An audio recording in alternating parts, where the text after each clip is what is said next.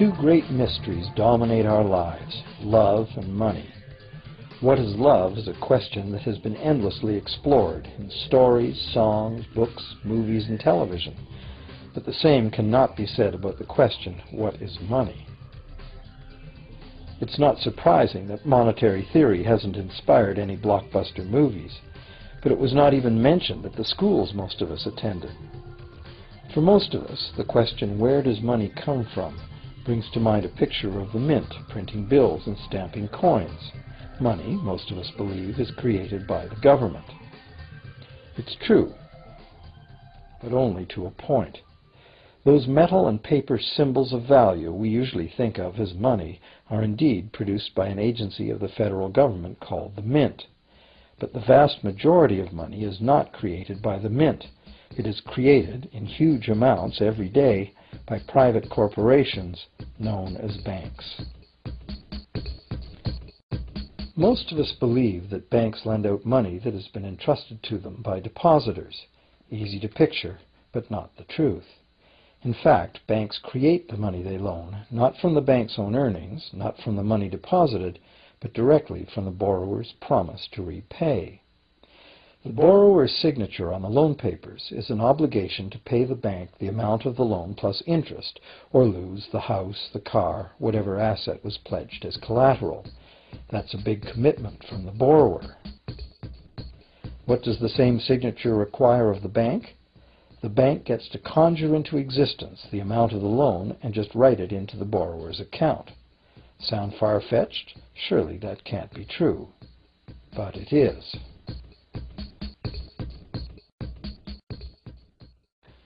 To demonstrate how this miracle of modern banking came about, consider this simple story, the goldsmith's tale. Once upon various times, pretty much anything was used as money.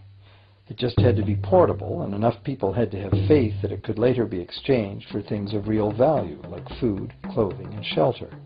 Shells, cocoa beans, pretty stones, even feathers have been used as money. Gold and silver were attractive, soft, and easy to work with, so some cultures became expert with these metals. Goldsmiths made trade much easier by casting coins, standardized units of these metals whose weight and purity was certified. Well, to protect his gold, the goldsmith needed a vault, and soon his fellow townsmen were knocking on his door, wanting to rent space to safeguard their own coins and valuables. Before long, the goldsmith was renting every shelf in the vault and earning a small income from his vault rental business. Years went by, and the goldsmith made an astute observation. Depositors rarely came in to remove their actual physical gold, and they never all came in at once. That was because the claim checks the goldsmith had written as receipts for the gold were being traded in the marketplace as if they were the gold itself. This paper money was far more convenient than heavy coins, and amounts could simply be written instead of laboriously counted one by one for each transaction.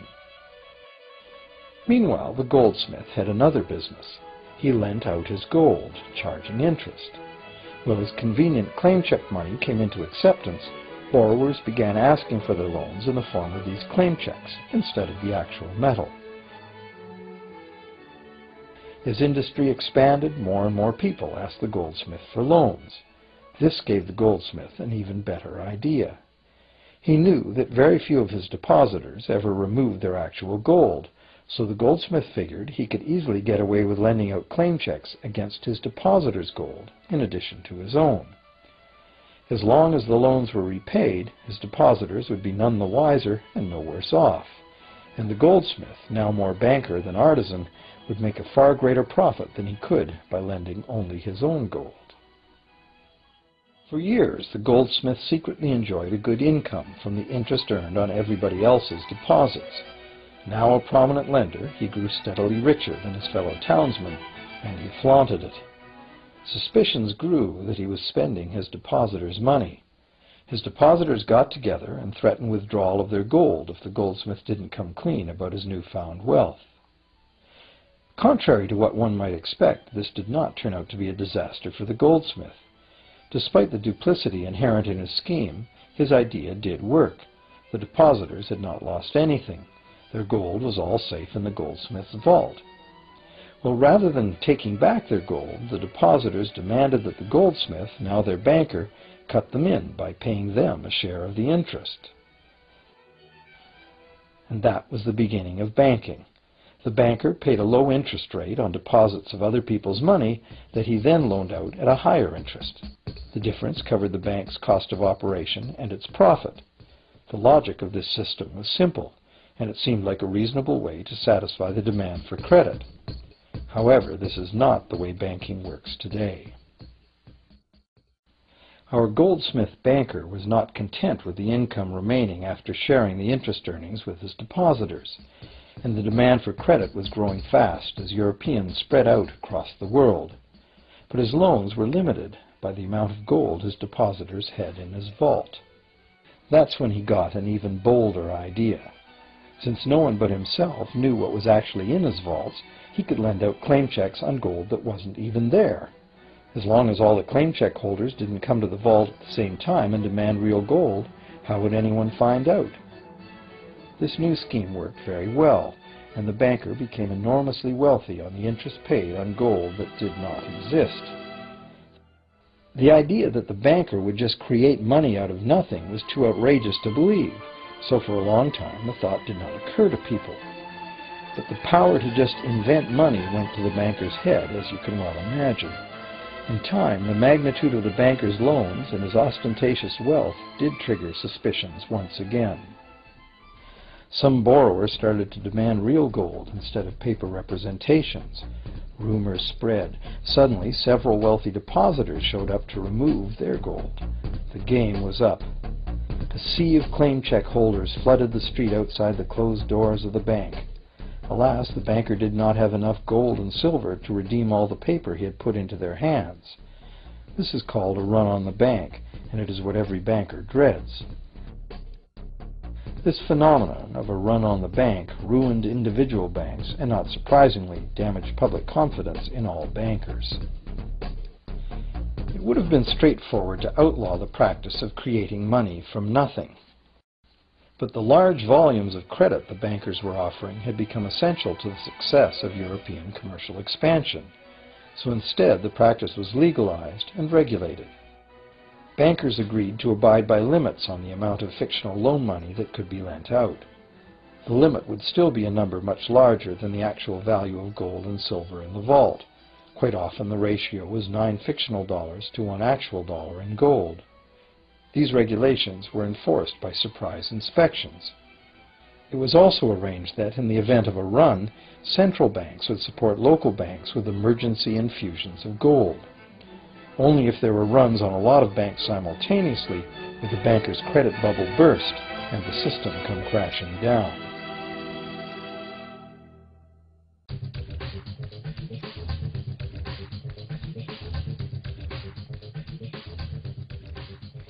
Over the years, the fractional reserve system and its integrated network of banks backed by a central bank has become the dominant money system of the world. At the same time, the fraction of gold backing the debt money has steadily shrunk to nothing. The basic nature of money has changed. In the past, a paper dollar was actually a receipt that could be redeemed for a fixed weight of gold or silver. In the present, a paper or digital dollar can only be redeemed for another paper or digital dollar. In the past, privately created bank credit existed only in the form of private banknotes, which people had the choice to refuse, just as we have the choice to refuse someone's private check today. In the present, privately created bank credit is legally convertible to government-issued fiat currency, the dollars, loonies, and pounds we habitually think of as money. Fiat currency is money created by government fiat or decree, and legal tender laws declare that citizens must accept this fiat money as payment for debt, or else the courts will not enforce the obligation. So now the question is, if governments and banks can both just create money, then how much money exists? In the past, the total amount of money in existence was limited to the actual physical quantities of whatever commodity was in use as money. For example, in order for new gold or silver money to be created, more gold or silver had to be found and dug out of the ground. In the present, money is literally created as debt. New money is created whenever anyone takes a loan from the bank. As a result, the total amount of money that can be created has only one real limit: the total level of debt.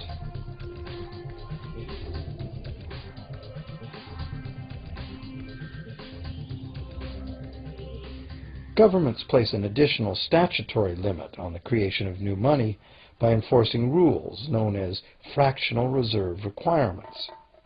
Essentially arbitrary, fractional reserve requirements vary from country to country and from time to time. In the past, it was common to require banks to have at least $1 worth of real gold in the vault to back $10 worth of debt money created. Today, reserve requirement ratios no longer apply to the ratio of new money to gold on deposit, but merely to the ratio of new debt money to existing debt money on deposit in the bank. Today, a bank's reserves consist of two things: the amount of government-issued cash or equivalent that the bank has deposited with the central bank, plus the amount of already existing debt money the bank has on deposit. To illustrate this in a simple way, let's imagine that a new bank has just started up and has no depositors yet. However, the bank's investors have made a reserve deposit of $1,111.12 of existing cash money at the central bank. The required reserve ratio is 9-to-1. Step 1. The doors open and the new bank welcomes its first loan customer. He needs $10,000 to buy a car. At the 9-to-1 reserve ratio, the new bank's reserve at the central bank, also known as high-powered money, allows it to legally conjure into existence 9 times that amount, or $10,000, on the basis of the borrower's pledge of debt. This $10,000 is not taken from anywhere. It's brand new money simply typed into the borrower's account as bank credit. The borrower then writes a check on that bank credit to buy the used car. Step 2. The seller then deposits this newly created $10,000 at her bank. Unlike the high-powered government money deposited at the central bank, this newly created credit money cannot be multiplied by the reserve ratio. Instead, it's divided by the reserve ratio. At a ratio of 9-to-1, a new loan of $9,000 can be created on the basis of the $10,000 deposit. Step 3. If that $9,000 is then deposited by a third party at the same bank that created it or at a different one, it becomes the legal basis for a third issue of bank credit, this time for the amount of $8,100. Like one of those Russian dolls, where each layer contains a slightly smaller doll inside, each new deposit contains the potential for a slightly smaller loan in an infinitely decreasing series. Now, if the loan money created is not deposited at the bank, the process stops. That's the unpredictable part of the money creation mechanism. But more likely, at every step, the new money will be deposited at a bank, and the reserve ratio process can repeat itself over and over until almost $100,000 of brand new money has been created within the banking system. All of this new money has been created entirely from debt, and the whole process has been legally authorized by the initial reserve deposit of just $1,111.12, which is still sitting untouched at the central bank. What's more, under this ingenious system, the books of each bank in the chain must show that the bank has 10% more on deposit than it has out on loan. This gives banks a very real incentive to seek deposits in order to be able to make loans, supporting the general but misleading impression that loans come out of deposits. Now, unless all the successive loans are deposited at the same bank, it it cannot be said that any one bank got to multiply its initial high-powered money reserve almost 90 times by issuing bank credit out of nothing. However, the banking system is a closed loop. Bank credit created at one bank becomes a deposit in another, and vice versa. In a theoretical world of perfectly equal exchanges, the ultimate effect would be exactly the same as if the whole process took place within one bank. That is, the bank's initial central bank reserve of a little over $1,100 allows it to ultimately collect interest on up to $100,000 the bank never had.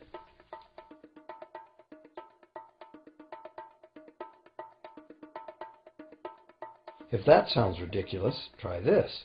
In recent decades, as a result of steady lobbying by the banks, the requirements to make a reserve deposit at the nation's central bank have all but disappeared in some countries, and actual reserve ratios can be much higher than 9-to-1. For some types of accounts, 20-to-1 and 30-to-1 ratios are common. And even more recently, by using loan fees to raise the required reserve from the borrower, banks have now found a way to circumvent reserve requirement limitations entirely. So, while the rules are complex, the common sense reality is actually quite simple. Banks can create as much money as we can borrow.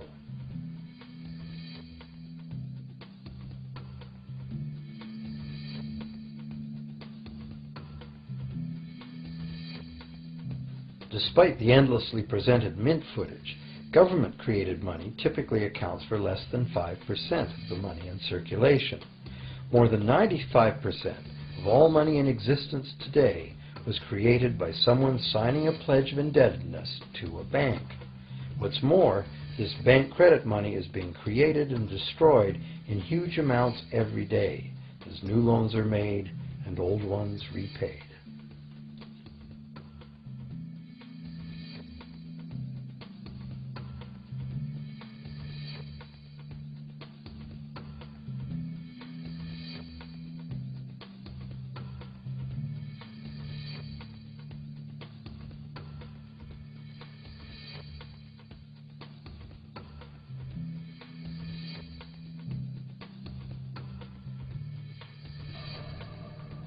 Banks can only practice this money system with the active cooperation of government. First, governments pass legal tender laws to make us use the national fiat currency.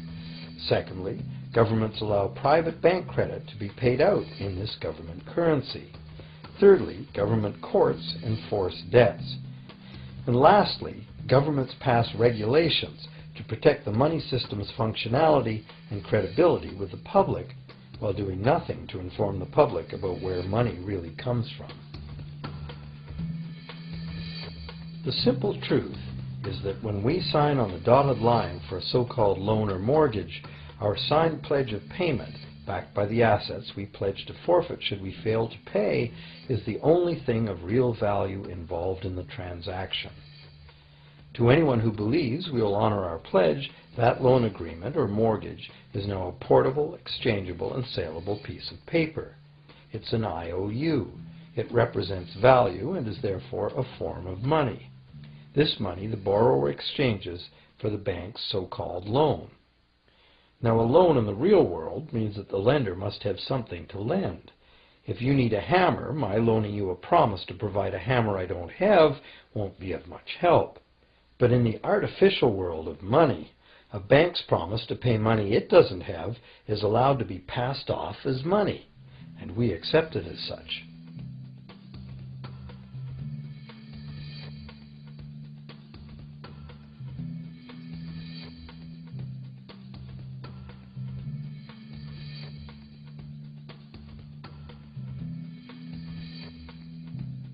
Once the borrower signs the pledge of debt, the bank then balances the transaction by creating, with a few keystrokes on a computer, a matching debt of the bank to the borrower. From the borrower's point of view, this becomes loan money in his or her account, and because the government allows this debt of the bank to the borrower to be converted to government fiat currency, everyone has to accept it as money. Again, the basic truth is very simple. Without the document the borrower signed, the banker would have nothing to lend. Have you ever wondered how everyone, governments, corporations, small businesses, families, can all be in debt at the same time and for such astronomical amounts? Have you ever questioned how there can be that much money out there to lend? Now you know. There isn't. Banks do not lend money. They simply create it from debt. And as debt is potentially unlimited, so is the supply of money. And as it turns out, the opposite situation is also true. Isn't it astounding that despite the incredible wealth of resources, innovation, and productivity that surrounds us, almost all of us, from governments to companies to individuals, are heavily in debt to bankers? If only people would stop and think, how can that be? How can it be that the people who actually produce all the real wealth in the world are in debt to those who merely lend out the money that represents the wealth? Even more amazing is that once we realize that money really is debt, we realize that if there was no debt, there'd be no money.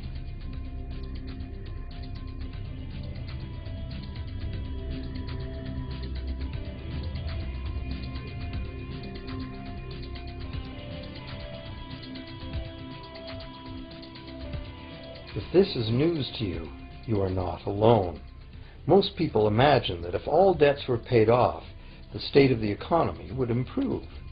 It's certainly true on an individual level. Just as we have more money to spend when our loan payments are finished, we think that if everyone were out of debt, there would be more money to spend in general. But the truth is the exact opposite. There would be no money at all. There it is.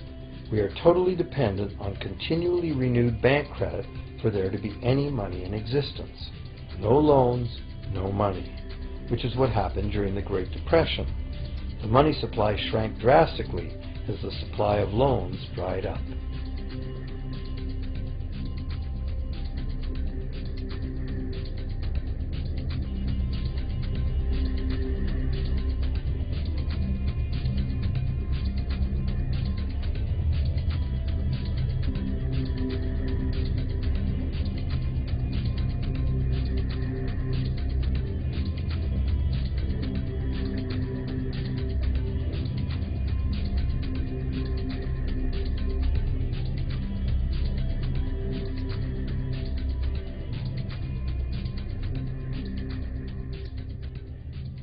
And that's not all.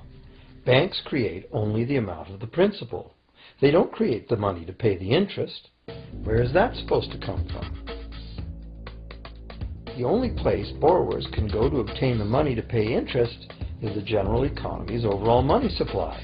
But almost all of that overall money supply has been created exactly the same way as bank credit that has to be paid back with more than was created.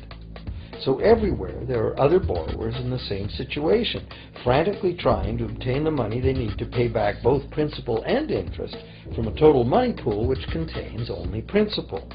It is clearly impossible for everyone to pay back the principal plus interest because the interest money doesn't exist. This can even be expressed by a simple mathematical formula. The big problem here is that for long-term loans, such as mortgages and government debt, the total interest far exceeds the principal. So unless a lot of extra money is created to pay the interest, it means a very high proportion of foreclosures and a non-functioning economy. To maintain a functional society, the rate of foreclosure needs to be low. And so, to accomplish this, more and more new debt money has to be created to satisfy today's demands for money to service the previous debt. But of course, this just makes the total debt bigger, and that means more interest must ultimately be paid, resulting in an ever-escalating and inescapable spiral of mounting indebtedness.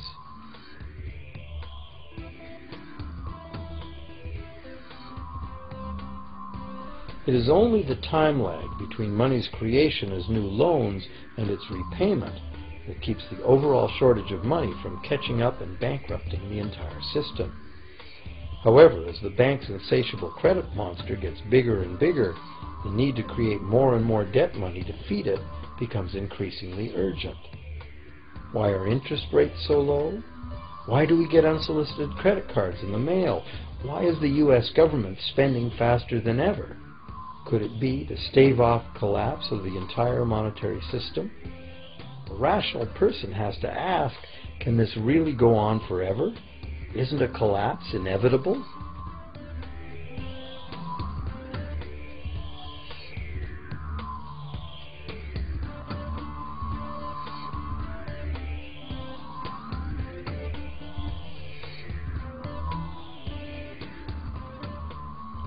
Money facilitates production and trade. As the money supply increases, money just becomes increasingly worthless unless the volume of production and trade in the real world grows by the same amount. Add to this the realization that when we hear that the economy is growing at 3% per year, it sounds like a constant rate, but it's not. This year's 3% represents more real goods and services than last year's 3% because it's 3% of the new total. Instead of a straight line, as is naturally visualized from the words, it is really an exponential curve getting steeper and steeper. The problem, of course, is that perpetual growth of the real economy requires perpetually escalating use of real-world resources and energy. More and more stuff has to go from natural resource to garbage every year, forever, just to keep this system from collapsing.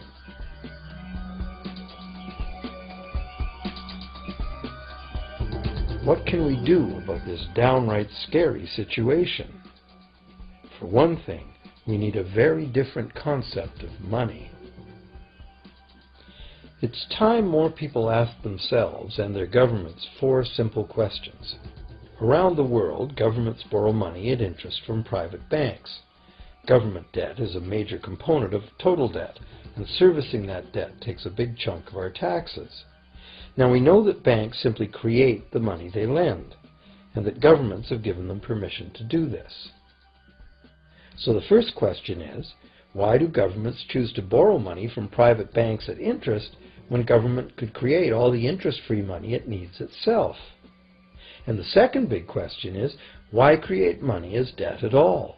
Why not create money that circulates permanently and doesn't have to be perpetually re-borrowed at interest in order to exist? The third question, how can a money system that can only function with perpetually accelerating growth be used to build a sustainable economy? Isn't it logical that perpetually accelerating growth and sustainability are incompatible? And finally, what is it about our current system that makes it totally dependent on perpetual growth? What needs to be changed to allow the creation of a sustainable economy? At one time, charging any interest on a loan was called usury and was subject to severe penalties, including death. Every major religion forbade usury. Most of the arguments made against the practice were moral. It was held that money's only legitimate purpose was to facilitate the exchange of real goods and services. Any form of making money from simply having money was regarded as the act of a parasite or of a thief. However, as the credit needs of commerce increased, the moral arguments eventually gave way to the argument that lending involves risk and loss of opportunity to the lender, and therefore attempting to make a profit from lending is justified. Today, these notions seem quaint. Today, the idea of making money from money is held as an ideal to strive for. Why work when you can get your money to work for you? However, in trying to envision a sustainable future, it's very clear that the charging of interest is both a moral and a practical problem. Imagine a society and economy that can endure for centuries because, instead of plundering its capital stores of energy, it restricts itself to present-day income. No more wood is harvested than grows in the same period. All energy is renewable, solar, gravitational, geothermal, magnetic, and whatever else we discover. This society lives within the limits of its non-renewable resources by reusing and recycling everything, and the population just replaces itself. Such a society could never function using a money system utterly dependent on perpetually accelerating growth. A stable economy would need a money supply at least capable of remaining stable without collapsing. Let's say the total volume of this stable money supply is represented by this big circle. Let's also imagine that moneylenders must actually have existing money to lend. If some people within this money supply begin systematically lending money at interest, their share of the money supply will grow. If they continually re-loan at interest all the money that gets paid back, what's the inevitable result? Whether it's gold, fiat, or debt money doesn't matter. The moneylenders will end up with all the money. And after the foreclosures and bankruptcies are all filed, they'll get all the real property too. Only if the proceeds of lending at interest were evenly distributed among the population would this central problem be solved. Heavy taxation of bank profits might accomplish this goal, but then why would banks want to be in business? If we were ever able to free ourselves of the current situation, we could imagine banking run as a non-profit service to society, dispersing its interest earnings as a universal citizen dividend, or lending without charging interest at all.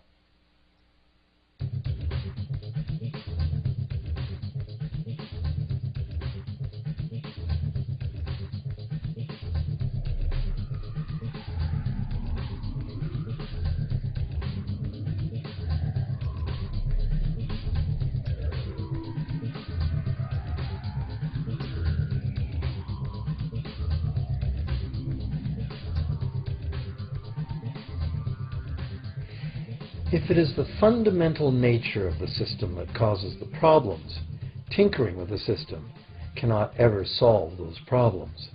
The system itself must be replaced. Many monetary critics call for a return to gold-based money, claiming that gold has a long history of reliability. They ignore the many scams that can be played with gold, shaving coins, debasing the metal, cornering the market, all of which were abundantly practiced in ancient Rome and contributed to its fall. Some advocate silver, it being more abundant than gold and therefore more difficult to corner. Many question the need to bring back precious metals at all. No one wants to go back to carrying heavy sacks of coins to go shopping. It's a certainty that paper, digital, plastic, or more likely biometric ID money would be the real medium of trade, with the same potential for creating unlimited debt money we have now. Beyond that, if gold again became the sole legal basis of money, those who have no gold would suddenly have no money. Other monetary reform advocates have concluded that greed and dishonesty are the main problems, and that there may be better ways to create an honest and equitable money system than returning to silver or gold. Inventive minds have proposed a variety of alternate ways to create money. Many private barter systems create money as debt, much as banks do, but it is done openly and without charging interest. An example is a barter system in which debt is expressed as pledges of hours of work, all work being valued equally at a dollar figure that then allows hours to be equated with the dollar price of goods. This kind of money system can be set up by anyone who can devise a way to do the accounting and find willing and trustworthy participants. Setting up a local barter money system, even if it were little used now, would be prudent emergency planning for any community. Monetary reform, like electoral reform, is a big topic, and one that requires a willingness to change and to think outside the box. Monetary reform, again, like electoral reform, will not come easily, because the enormously powerful interests that benefit from the existing system will do their utmost to maintain their advantage. Now that we've seen that money is just an idea, and that in reality money can be whatever we make it, here's one very simple alternative monetary concept to consider. This model is based on systems that have worked in the past, in England and America, systems that were undermined and destroyed by the goldsmith bankers and their fractional reserve system.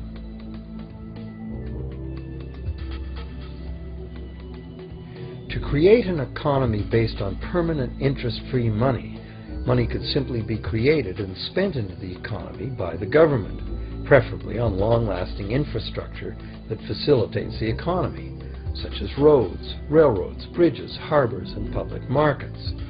This money would not be created as debt, it would be created as value, that value being in the form of whatever it was spent on. If this new money facilitated a proportional increase in trade requiring its use, it would cause no inflation whatsoever. If government spending did cause inflation, there would be two courses of action available. Inflation is equivalent in effect to a flat tax on money.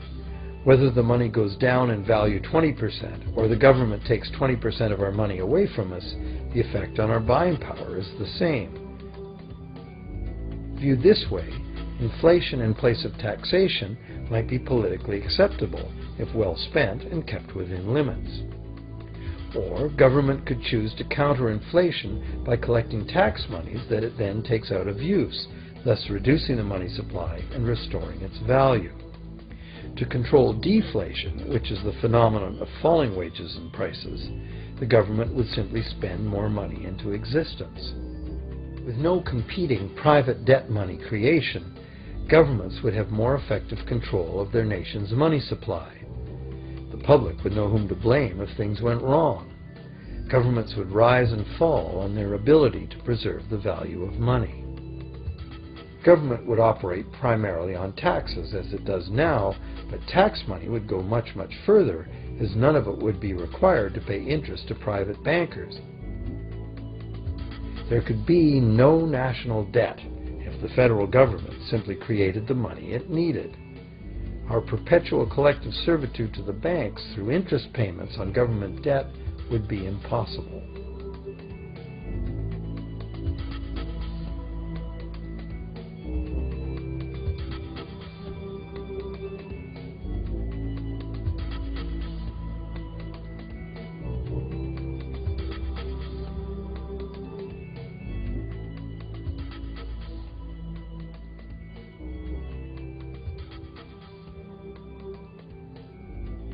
What we have been taught to believe is democracy and freedom has become in reality an ingenious and invisible form of economic dictatorship.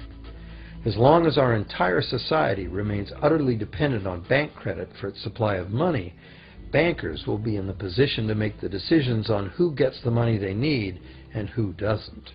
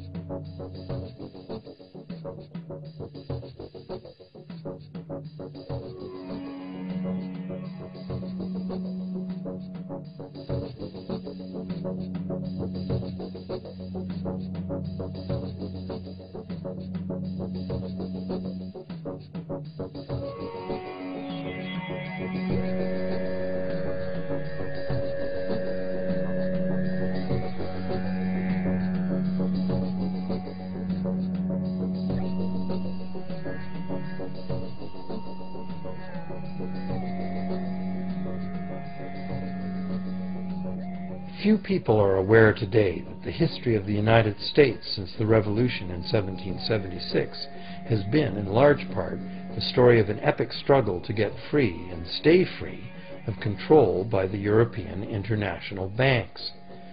This struggle was finally lost in 1913 when President Woodrow Wilson signed into effect the Federal Reserve Act, putting the international banking cartel in charge of creating America's money.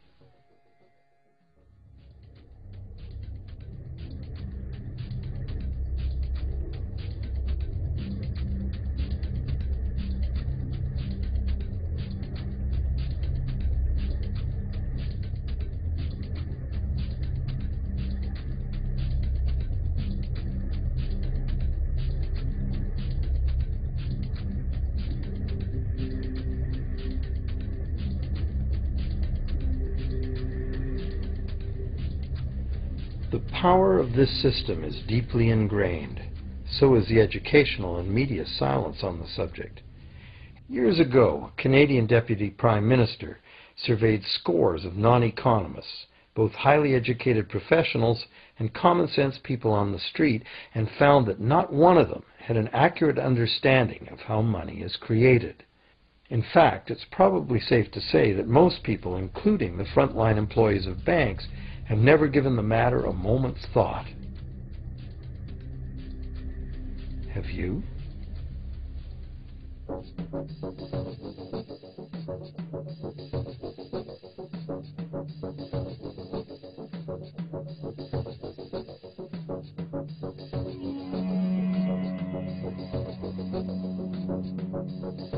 The modern money-as-debt system was born a little over 300 years ago, when the first Bank of England was set up with a royal charter for fractional lending of gold receipts at a modest ratio of 2 to 1.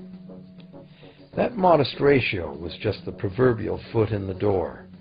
The system is now worldwide, creates virtually unlimited amounts of money out of thin air, and has almost everyone on the planet chained to a perpetually growing debt that can never be paid off.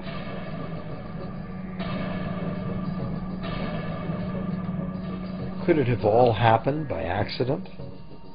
Or is it a conspiracy? Obviously, something very big is at stake here.